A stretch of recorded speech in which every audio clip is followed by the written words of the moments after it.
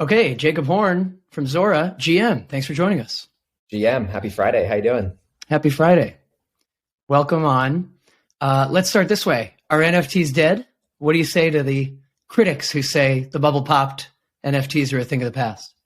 Some NFTs might be dead, sure.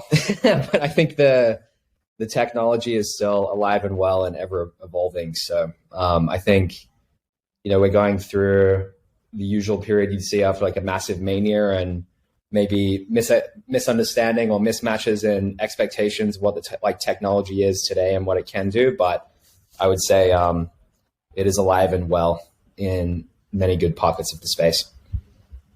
In seriousness, in terms of Zora's reputation, what it's known for, I think for a long time, we, or at least I should speak for myself, I thought of Zora in the class of NFT marketplaces, OpenSea, Nifty Gateway, Rarible, Foundation. There was a moment there where there were a bunch and everyone was competing.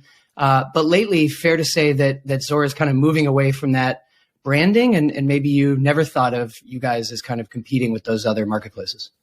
Yeah, I think our tooling is mostly focused around the primary market. So it's like, how do you help an artist or a community or a brand bring their work on chain and then distribute it and sell it as best as possible, which is predominantly minting. So a lot of our tools are dedicated around that particular part of the life cycle.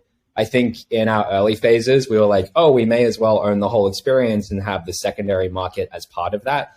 But I think over time, we've got more opinionated and found a lot of success in the primary market specifically. So I've just been going deeper and deeper on that part of the tool set. And actually starting to make it easier for you to plug in and sell your works on many marketplaces for the secondary. So that's been like an evolution we've been focused on for probably the past 6 or 7 months now. That's been working quite well.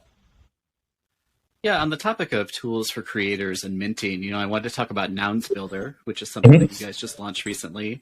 You and Guy spoke about it recently, but I'd love to have you tell us about it and what it does and how it works. Yeah. So Nouns Builder is a tool that makes it very easy for anyone to create their own noun style DAO. We kind of fell in love with the Nouns model. So for those who don't know, Nouns DAO is a net new form of kind of DAO that you can create on chain. And it's kind of like spoken as the kind of CryptoPunks 2.0. So the way that it was kind of started as a project was 4156 and a group of people who are known as the Nounders, basically looked at the CryptoPunks model, being huge CryptoPunks owners themselves and stuff like that, and kind of addressed a few systemic issues that you see with that structure of project, which I actually think kind of frames a whole bunch of the mania that we just exited. So the 10K PFP, very widely known model, which is, okay, we're going to mint out the entire collection on day one. All of the ETH is going to go to, a third-party team. And so the royalties will go to a third-party team. And then what we've kind of seen and have been left with is you see the community kind of screaming, devs do something, because they're in no position to allocate the ETH or put forward the project. Or that IP for the project is actually still owned by the core team. So the community have very limited ability to kind of proliferate and reinterpret and push the art far and wide as possible. So you kind of get left in this kind of tragedy of the commons where anyone who does own the NFT doesn't really have the capital or the incentive to kind of push the project forward. And then the team who kind of created it maybe have misaligned incentives because they've maybe raised venture capital and done that at a company, created a separate token, and now it's very hard for that artwork and project to push itself forward. So the Nouns DAO model is kind of I would say a structural answer to maybe these questions, which is, there's one NFT minted per day. The ETH from that auction goes directly into a treasury that is controlled by the NFT holders themselves. So it's one NFT, one vote. And what that very simple model does is it puts the NFT holders or the community in a position to go, okay, I have this idea for how to push forward the project. I'm going to put that forward as a proposal to the treasury. And then if the rest of the community agrees, that treasury is allocated and spent. And now maybe you have a mural that's in, Soho in New York, which happened, or maybe you're sending a noun up into the International Space Station later in the year, which is happening, or maybe you're funding a Rose Parade float. and you start seeing all these amazing kind of projects that are coming from the community and are aligned with pushing forward the art and notoriety and therefore the success. But to create a project like that, it's actually quite hard. So there's a lot of solidity involved, and it's a little bit more complex than just deploying your own NFT contract on mainnet. So we've spent the time creating Nouns Builder, which helps anyone just upload their art, configure the settings, and press go, and you can have one of these DAOs in a matter of minutes. So yeah, there's a lot in that we could probably go into, but that's the high level. Yeah, when we spoke a couple months back about Nouns Builder, you were pretty critical of DAOs. You said, I've seen a lot of tokens. I do not see a lot of organizations. And you were praising the Nouns model. So, I'm curious, in your view, what isn't working with many DAOs, and how does the Nouns approach fix that? Yeah, it's a great question. So I think a lot of the DAOs that we know and love to varying degrees today are kind of in DeFi. So I think also there's kind of a dimension at play here, which is there's VC-funded companies, and then there's the DAO that gets launched, and it's very hard to distinguish between these two things. But I think what's pretty clear when you look at a lot of DAOs on chain today is empirically they're not doing very much. So if you go look at their proposals, you may see the occasional parameter change, or like a new distribution of tokens or something like that. But in terms of the actual activity that the community is putting forward together, it's tightly scoped to just operating that protocol. And there may be very high barriers to entry to get enough tokens to even put forward a proposal. So if you compare this to the Nouns model, there's a very low barrier to entry once you have a token to put forward a proposal. So if you have one noun or a delegated a noun, you can put forward a proposal directly on chain at any time. So it's like theoretically someone right now could go, I want to put a proposal to transfer the entire treasury to myself, which obviously would get a no vote. But the fact that you can do that is quite radical. But then two, and most importantly, by nature of being an NFT project or an NFT form of ownership, I would posit that the remit of the DAO is much more expansive than just govern a protocol. So it's like any proposal that is going to push forward the noggles or the nounish like meme or ideology or aesthetic is now something that the community can organize and push forward. Versus in a DeFi DAO, they're tightly scoped to just a protocol. And by being an ERC20 token, I don't think it fully captures the meme or brand value of that token. So you're not really operating in a context where I think the community can come forward, put forward a proposal to put, a 100-foot unicorn statue in Central Park, or like a huge compound logo somewhere in the world, because the economic model that those DAOs are kind of based on are fundamentally different. One's very financial and utility driven, one's very meme driven. And I think that has a huge kind of ramifications up and down the stack. So I think a lot of these DAOs, I think they're great tokens and they may capture the financial value, but I don't think they're great organizations that are actually, you're seeing communities operating on chain, working together to do many aligned things together, basically. Yeah, let's stick with that, Jacob, because the sort of DAO moment in some ways is actually a parallel to the NFT PFP boom that we talked about earlier, right? I mean, both of these things had an explosion and a moment where people in crypto were gaga for them. There was sort of a DAO time where people were like saying they were in 15 to 20 different DAOs. Mm-hmm. And then I think things kind of simplified and slowed down, and maybe people realized, well, I can't be in realistically, I can't be in more than 4 or 5, and at least not with my time and effort and give them an equal amount of attention. So there was that. But also to your point about, what are they doing? Many of them, it's just a financial gain motivated thing. Mm-hmm. What are the potentials that excite you beyond that? And that's sort of a conversation happening in a broader sense in crypto too right now. The idea that, DeFi can't just be about put your tokens into this protocol or this pool and you'll get more tokens and you'll make more money. It has to kind of do something beyond that, right? I think that's right. Well, I think part of it is maybe DeFi DAOs actually explicitly need to be boring, or those DAOs might not need to exist in many cases because they can just run autonomously on chain, and you're actually trying to minimize the need for a DAO as much as possible. But I think for nouns, I guess it's like when you've got a meme-based DAO that you could argue is now in a position where it can capture value from just spreading that meme. it can do many things that a traditional DeFi DAO cannot, because it has an economic loop that kind of enforces that. So kind of coming back to the statue example, it's like the Nouns DAO could put forward a proposal to spend millions of dollars on a huge monument, and that wouldn't be like a ludicrous marketing expense. That might actually increase the value and recognition of that brand, and then what that DAO could potentially do outside of just meme proliferation. So running public infrastructure or funding public goods and artists and all the things that we're starting to see it actually move into. One use case that we're looking at, it's not like a secret, but the idea of a media DAO and or using NFTs to fund content, to present content, and certainly others have been looking at this. I mean, Mirror got a lot of attention early on for the idea of turning written essays into fractional NFTs.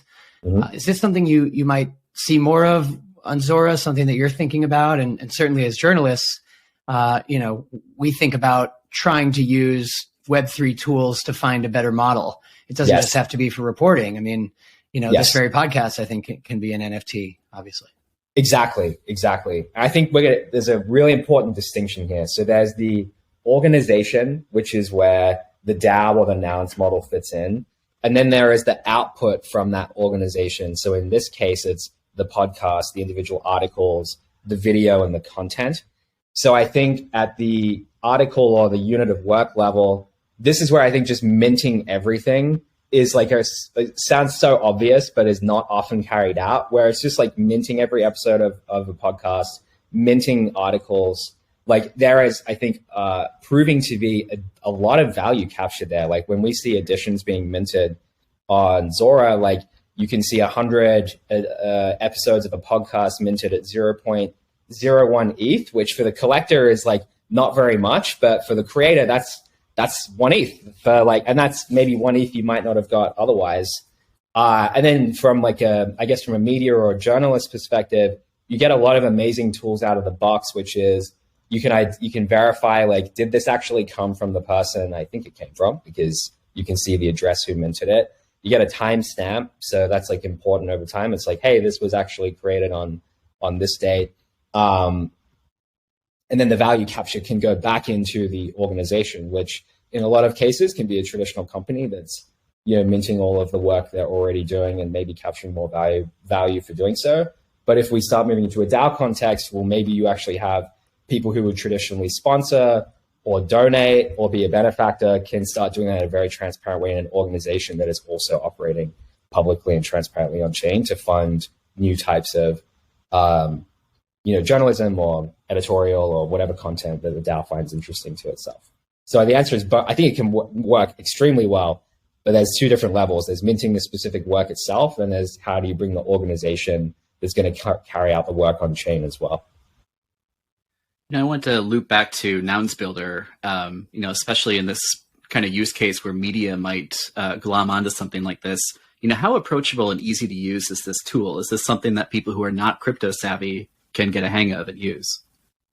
Yes. So you need a wallet. So that's still that's the primary barrier to entry.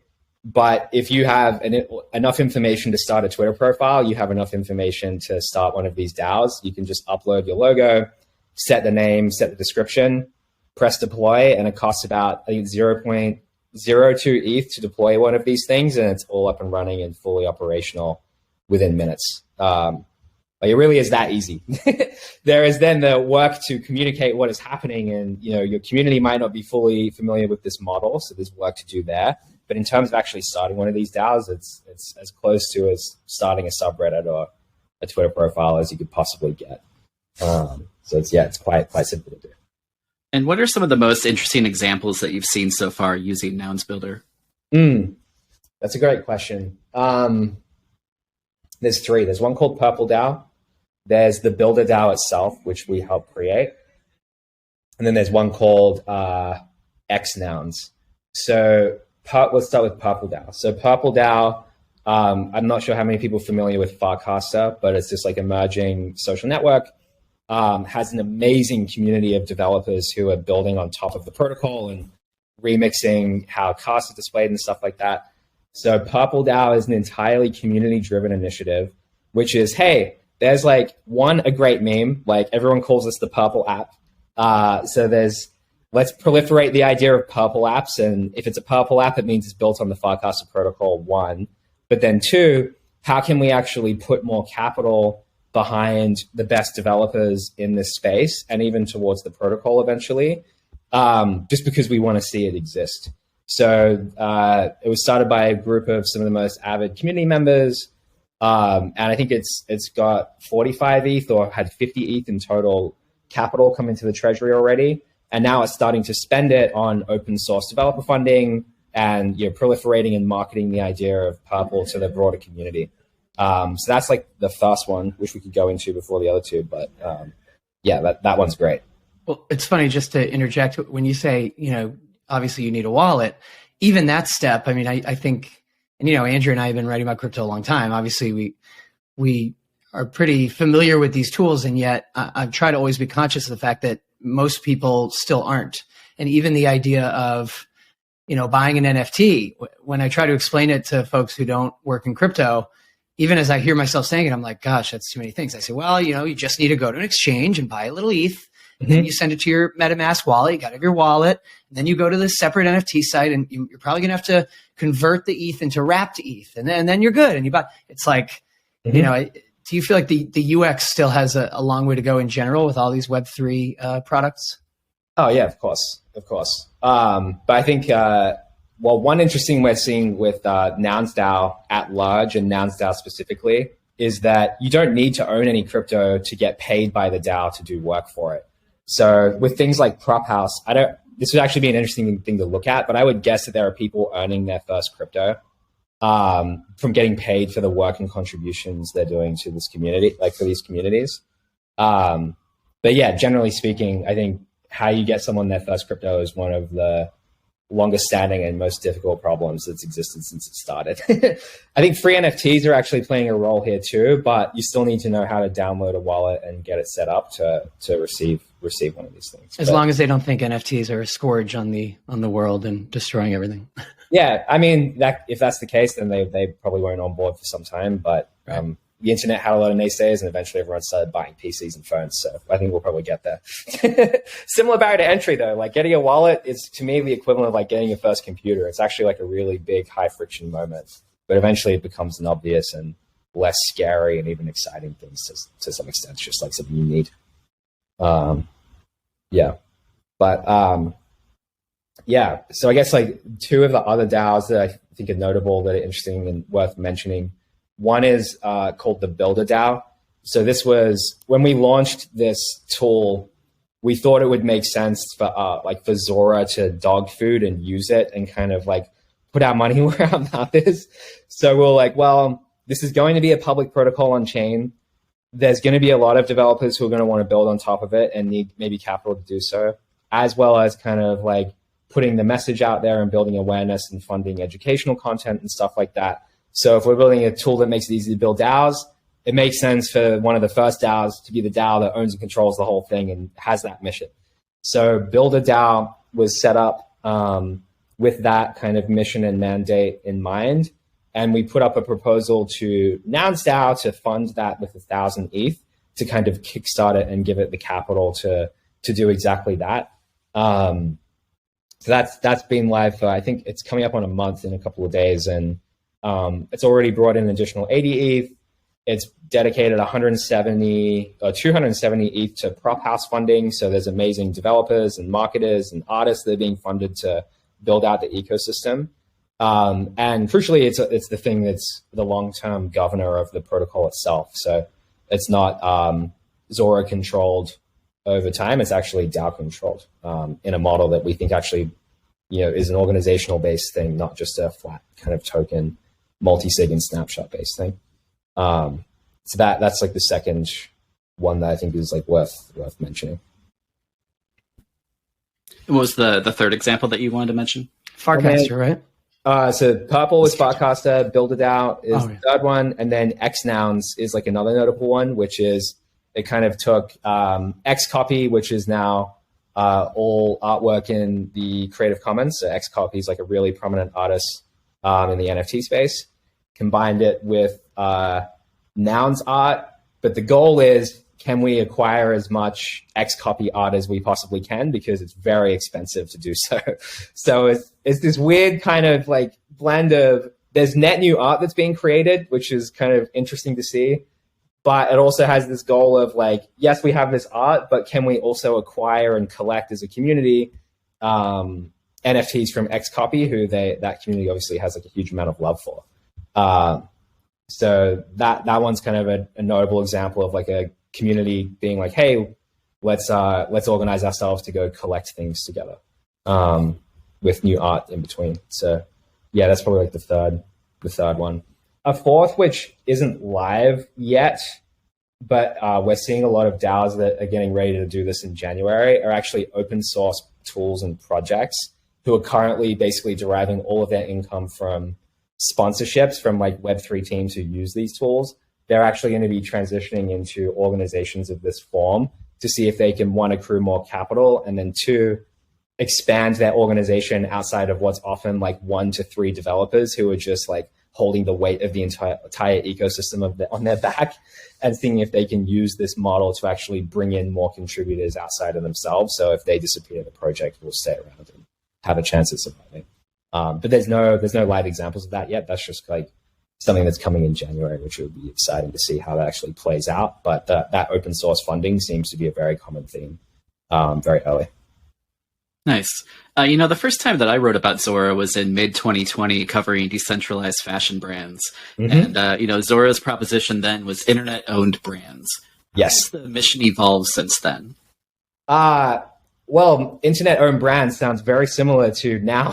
In that that is a meme. That is a native model that lets you do exactly like that. Exactly that. You can create a brand, or what we maybe now call memes, that is native to the internet, and you can use crypto to organize and further that.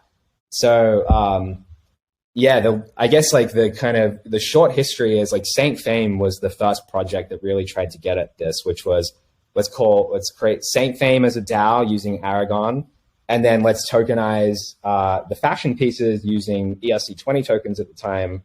And this was just like a side project I was working on while I was at Coinbase. I was just like, wow, Uniswap's amazing. This is a really cool tool that gives you the power of an exchange in like a function call. That's crazy. You can't do that on Coinbase. This feels important. And it's like, yeah, how do we remix this project and push it into the DAO side, which was really fascinating to me.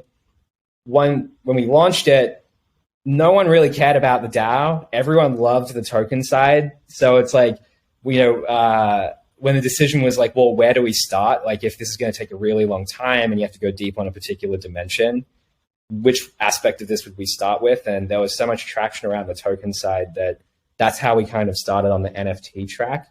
But we've always been like itching to get to the DAO piece. So we experimented with, once we did our first kind of token release with RAC, we tried the community token, and it was interesting, but it wasn't quite there. So it's kind of back down on the NFT tool level.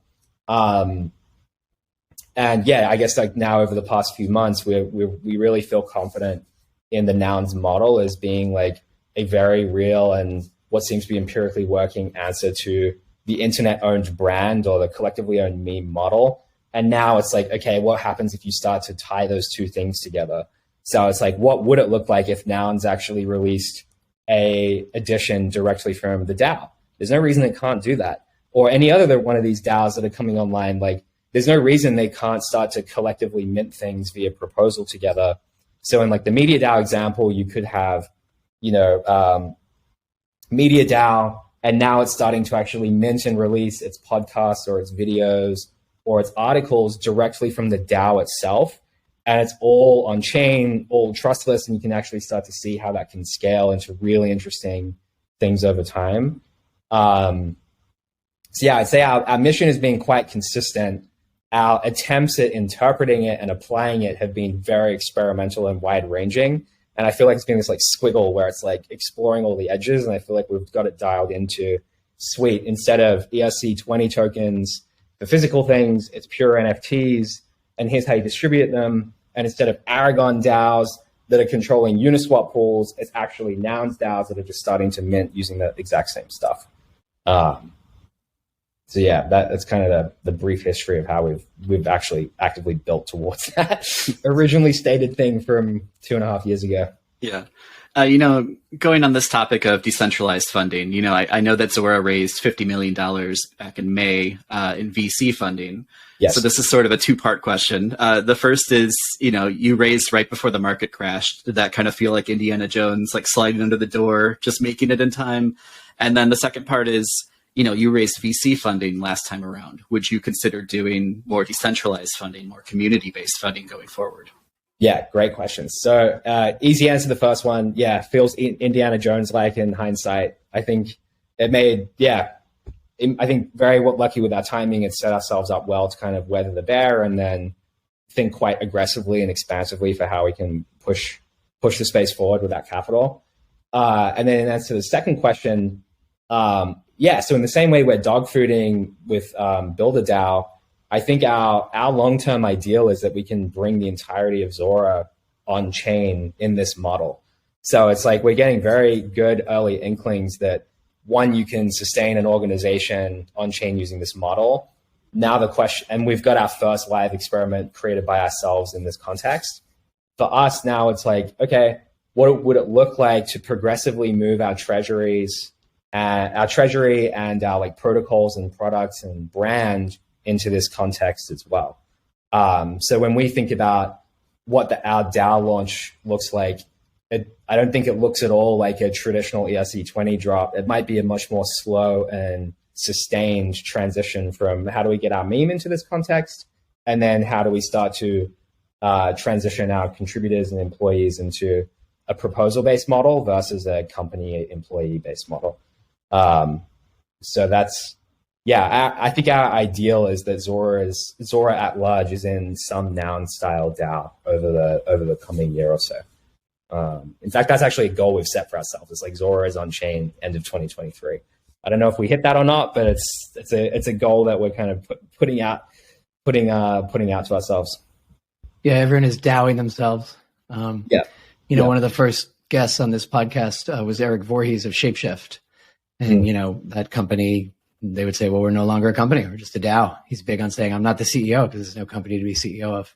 It's interesting. It kind of, we're witnessing people pushing the potential and the idealism of, DAOs are the future of companies, which I don't necessarily fully buy, but I certainly think they can achieve a lot and are interesting. You mentioned, Jacob, the Farcaster and, that Purple DAO comes from those folks. That's one of many new-ish decentralized social media platforms.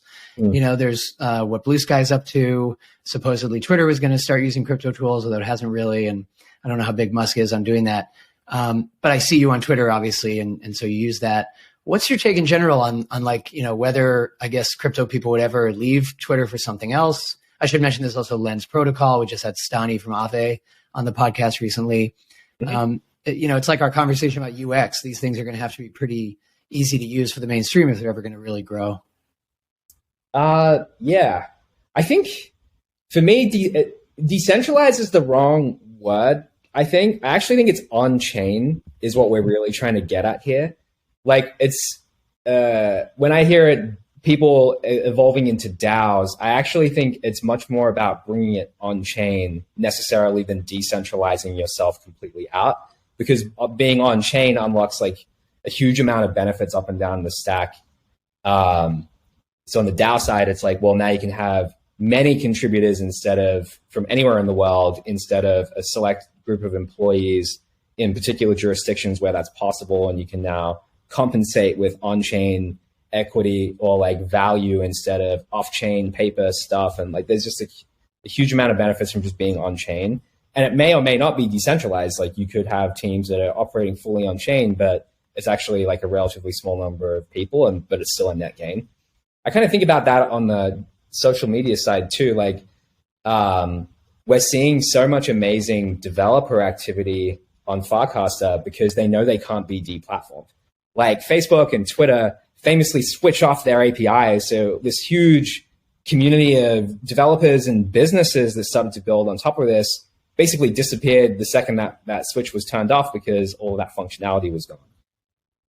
In Farcaster, by putting it on chain, developers don't have that worry. There's no maybe what would have to happen for everything to go down is that Ethereum would have to disappear, which, while still non-zero, it's like getting increasingly lower with every day.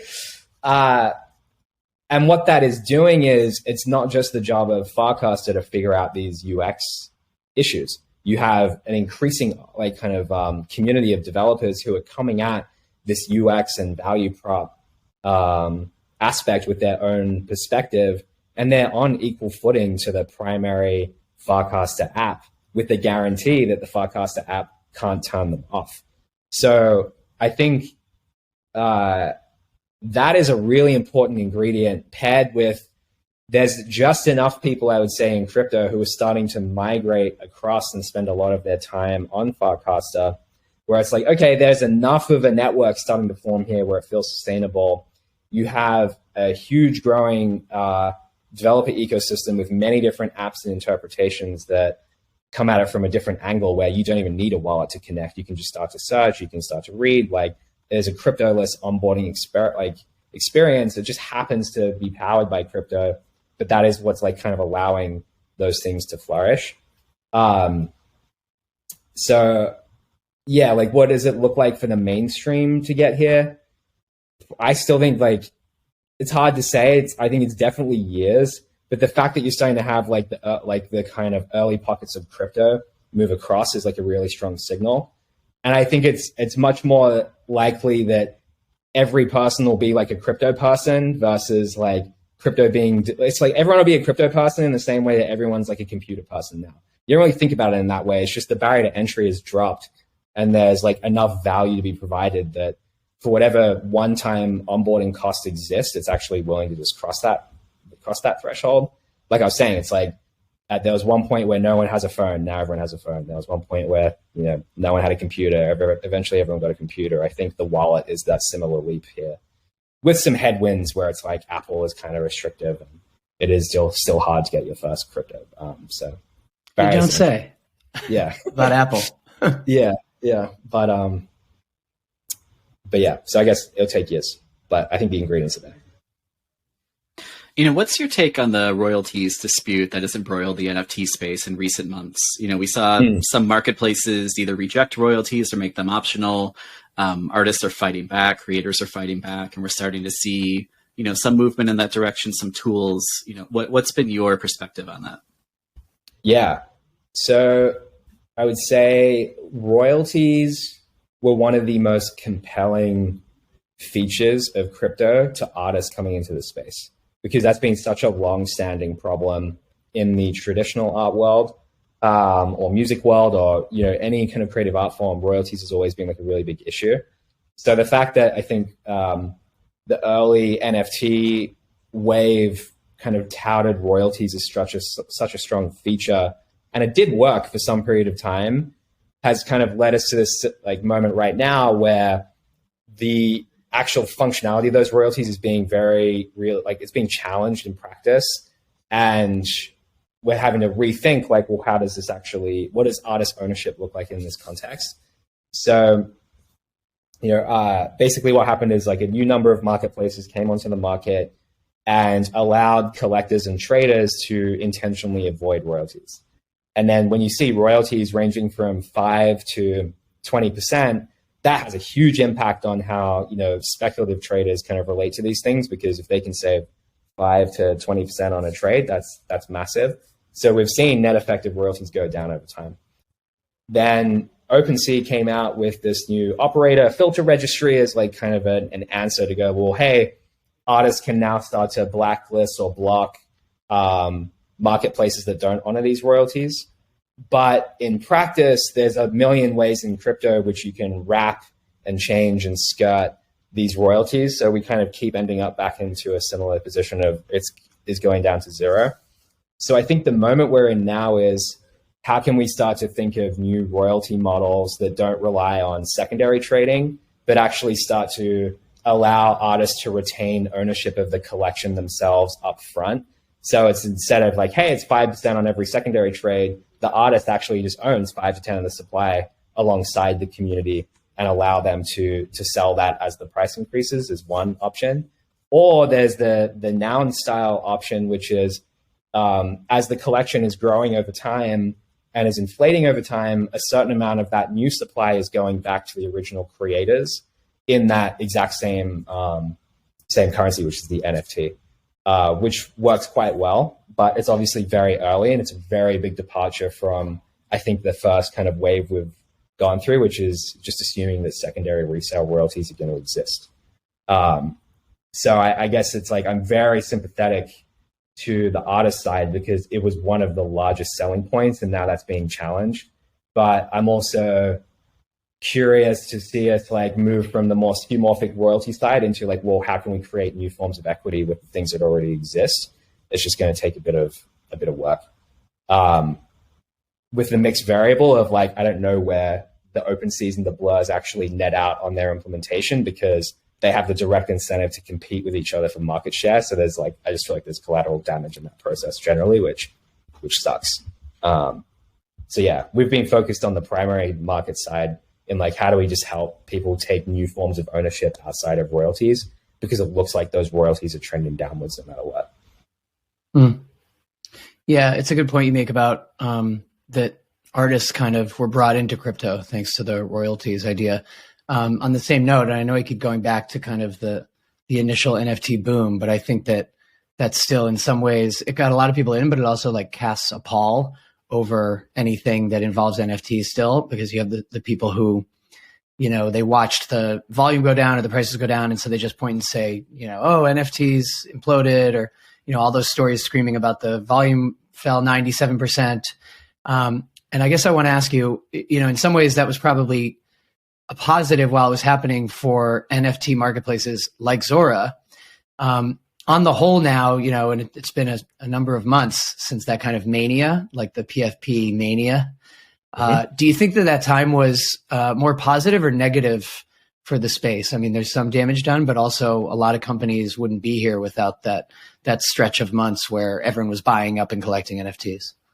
Yeah, I think you'd have to say it's overwhelmingly net positive. You still have had artists who'd made more than they ever had in the Web2 construct. And that's still true to this day. I think we saw hundreds of thousands, if not millions of new people get onboarded to crypto because it was resonating in a way that DeFi never did, or, you know, Ethereum or Bitcoin never did. So the level of crypto awareness absolutely shot up. And then I think we've seen a whole bunch of new and imaginative economic models and tools and protocols that kind of came out of that huge phase of experimentation. And even like mental models too, like Creative Commons being a default for artists is not something that it was often done at all pre NFT wave, but now post NFT wave, like that's actually becoming an increasingly common thing, which is just like a big deal in and of itself.